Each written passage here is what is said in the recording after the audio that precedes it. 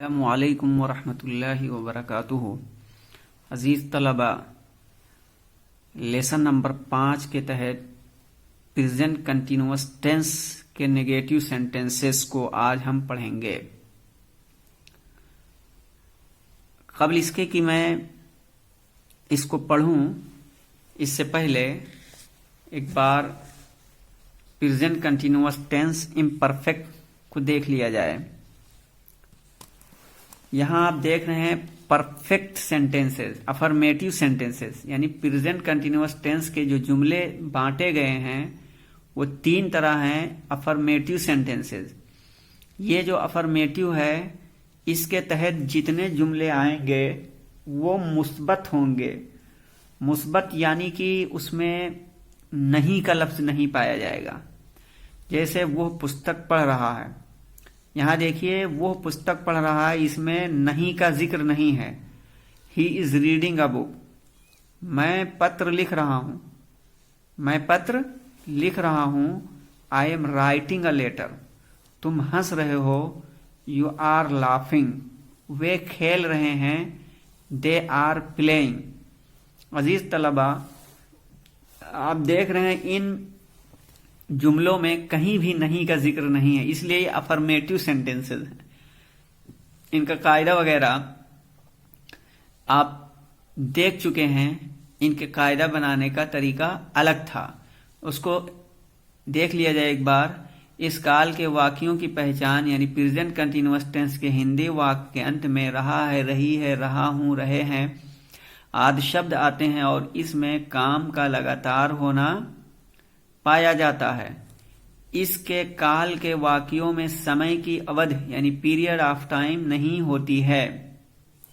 बनाने का नियम क्या है, इसमें क्या बताया इन्होंने, इसमें यह बताया है कि इसकी पहचान क्या है। यानी हिंदी जुमले के आखिर में अगर आप रहा है, रही है, रहा हूं देखें तो समझ जाइए कि ये प्रेजेंट कंटिन्यूअस हैं। और फिर इसमें दूसरी चीज यह है कि टाइम का जिक्र नहीं होता, यानी वक्त नहीं बताया हुआ होता है।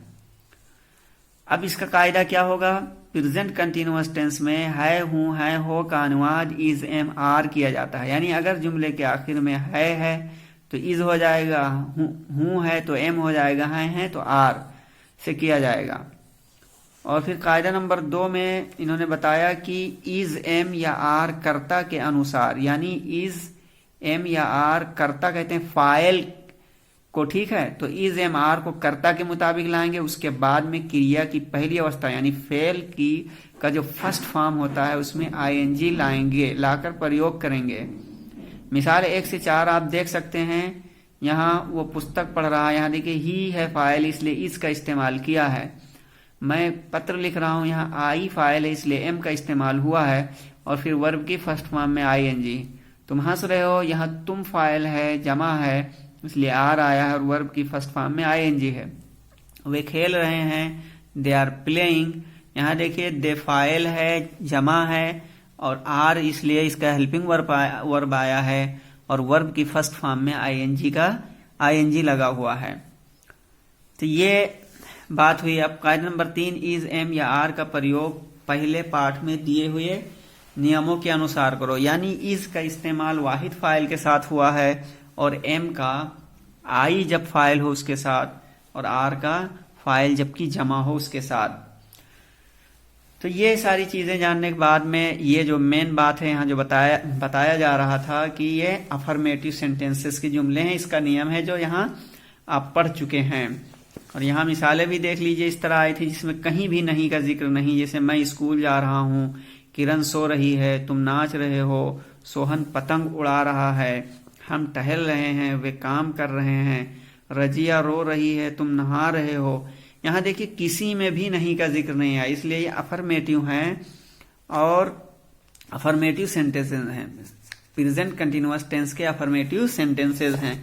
इसी तरीके से आप इंग्लिश जुमले को यहां देखा था कि निम्नलिखित वाक्यों का हिंदी अनुवाद नीचे दिए हुए स्थान पर लिखो। जैसे the boy is weeping, the girls are working, I am flying a kite, it is raining, I am walking।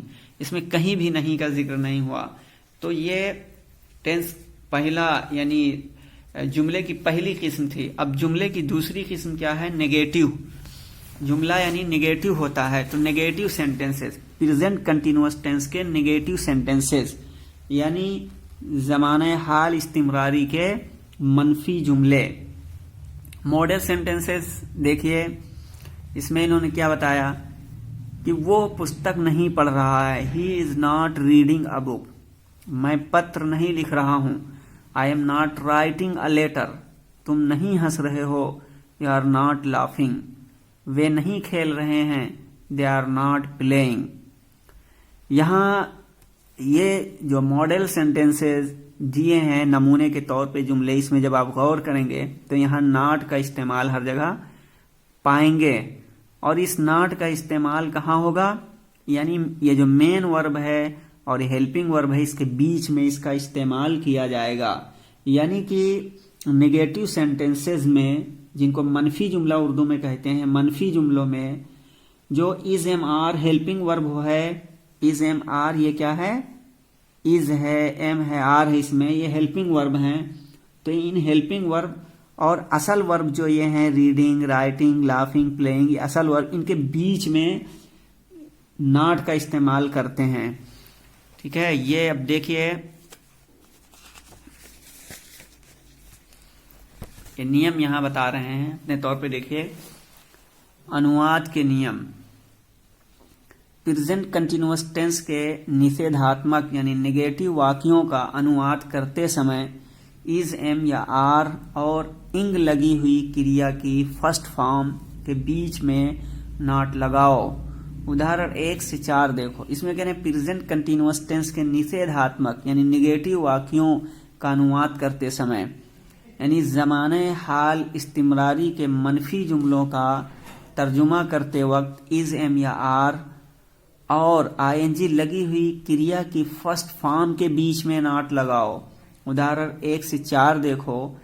यहाँ पे कह रहे हैं 1 से 4 देखो, इसमें नॉट कहाँ लगा हुआ है? तो ही इज, वो पुस्तक नहीं पढ़ रहा, he is not reading a book. मैं पत्र नहीं लिख रहा हूं, I am not writing a letter.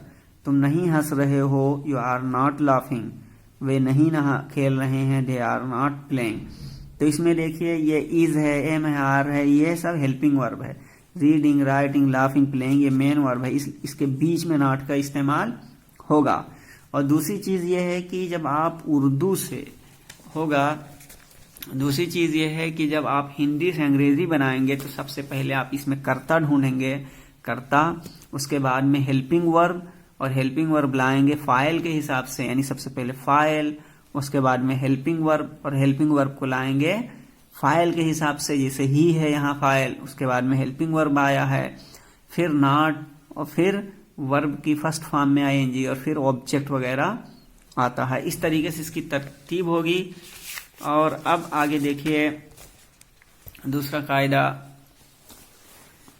कि प्रेजेंट कंटिन्यूअस टेंस के निषेधात्मक यानी नेगेटिव वाक्यों के अनुवाद करते समय इज, एम या आर और आईएनजी लगी हुई क्रिया की फर्स्ट फॉर्म के बीच में नॉट लगाओ।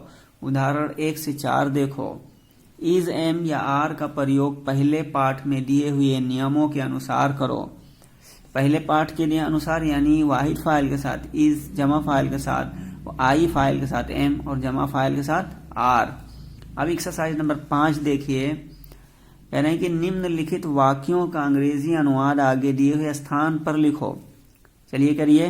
मोहन नहीं पढ़ रहा है। अब इसमें इस उर्दू जुमले की अंग्रेजी जब आप बनाएंगे तो सबसे पहले फाइल तलाशिए, मोहन है तो पहले मोहन की अंग्रेजी मोहन, फिर हेल्पिंग वर्ब, मोहन चूंकि वाहिद है इसलिए इसकी हेल्पिंग वर्ब इज आएगी, तो मोहन इज, फिर उसके बाद में नॉट, फिर मेन वर्ब रीड है उसमें आईएनजी लगा देंगे, तो मोहन इज नॉट रीडिंग हो जाएगा। वे नहीं नहा रहे हैं, तो वे, they are not bathing, they are not bathing.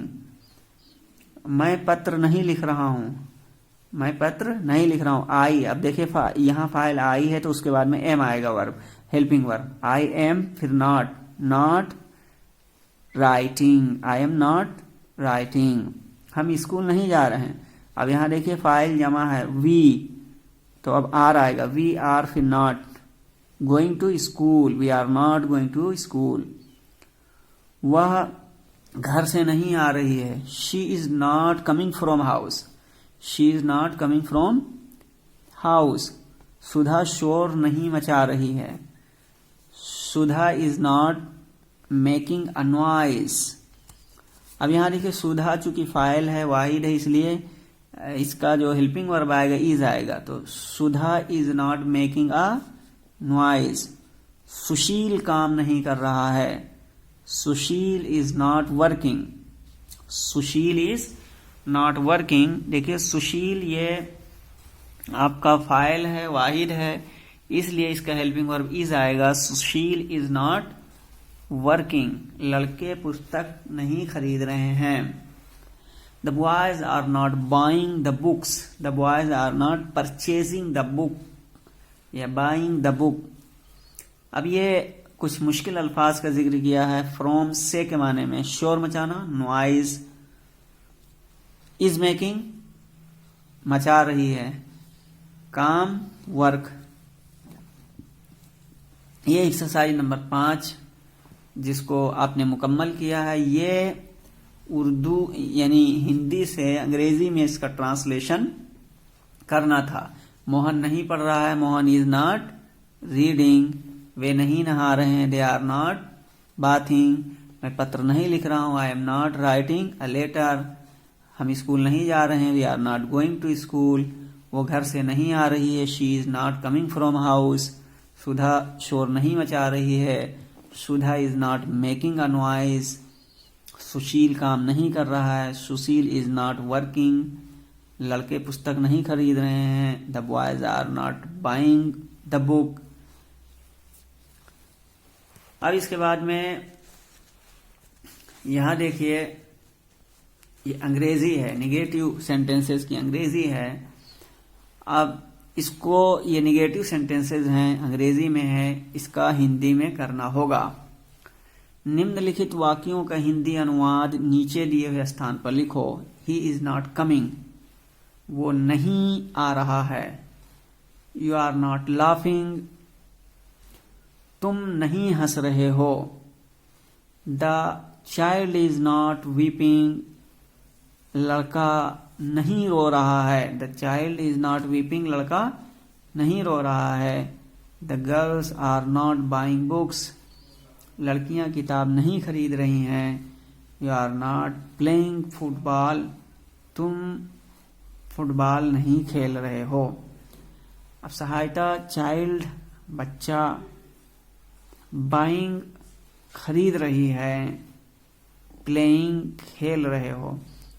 अजीज तलबा, ये आपका लेसन था प्रेजेंट कंटिन्यूअस टेंस के नेगेटिव सेंटेंसेस के बारे में, जिसके कायदे को बयान किया गया और इसकी एक्सरसाइज मुकम्मल की गई। अब इंशाल्लाह हम लोग पढ़ेंगे अगले सबक में प्रेजेंट कंटिन्यूअस टेंस के इंट्रोगेटिव सेंटेंसेस को। प्रेजेंट कंटिन्यूअस टेंस के इंट्रोगेटिव सेंटेंसेस को हम लोग पढ़ेंगे। आज के लिए बस इतना ही, फिर मिलेंगे अगली वीडियो में। आप लोगों को जो होमवर्क दिया जा रहा है राइटिंग बनाने के लिए, उसको बनाते रहिए डेट डाल करके। इंशाल्लाह उसको सब चेक किया जाएगा और आप लोगों जो ये पढ़ाया गया है इसके कायदे को याद कीजिए, बार बार पढ़िए, एक्सरसाइज पर मेहनत कीजिए। फिर प्रेजेंट कंटिन्यूअस टेंस अगली वीडियो में पढ़ेंगे, प्रेजेंट कंटिन्यूअस टेंस के इंट्रोगेटिव सेंटेंसेस को। आज के लिए बस इतना ही, फिर मिलेंगे अगली वीडियो में। अस्सलाम वालेकुम वरहमतुल्लाहि वबरकातुहू।